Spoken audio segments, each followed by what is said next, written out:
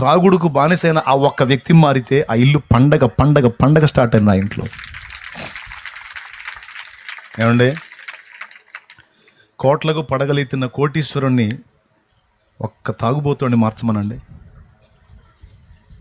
ఒక్క తాగుబోతుని మార్చమనండి, కోటీశ్వరులను పిలిచి మార్చమనండి. దేశాన్ని వెళ్తున్నాడు కదా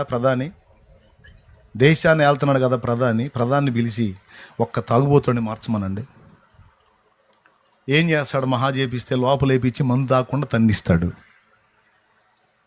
తన్నులు తిని బయటకు వచ్చినాక దెబ్బలు తగ్గడానికి మళ్ళీ మంది వేసుకుంటాడు వాడు. అర్థం కాకుండా మళ్ళీ మంది వేసుకుంటాడు. మానుకునేది ఎక్కడ? వాడి వల్ల ఇద్దా? ఏ నరుడి వల్ల?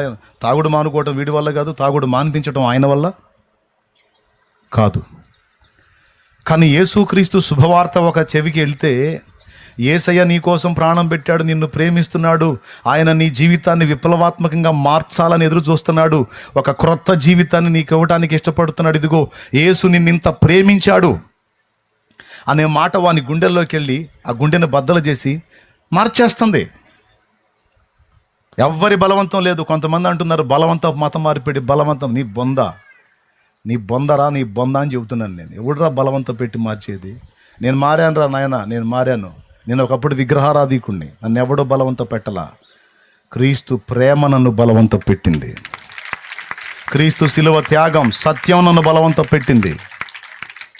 ఆ ప్రేమను బట్టి, ఆ సత్యాన్ని బట్టి, ఆయన మమతను బట్టి, ఆయన త్యాగాన్ని బట్టి, ఆయన నీతిని బట్టి, ఆయన మాదిరిని బట్టి, ఆయన పవిత్రతను బట్టి, దేవుడు అంటే ఇది కదరా, దేవుని పరిశుద్ధత అంటే ఇది కదా, దేవుని త్యాగం అంటే ఇది కదా అని అర్థమయ్యి ఆ ప్రేమ నన్ను బలవంత పెడితే మారాను నేను. ఎవడు నన్ను బలవంత పెట్టే దమ్మె ఎవడికి? సువార్త చెప్పడానికి నా దగ్గరికి వచ్చే దమ్మె ఎవడికి లేదు. ఒప్పుకో, నేను వినటానికి ఇష్టపడలా.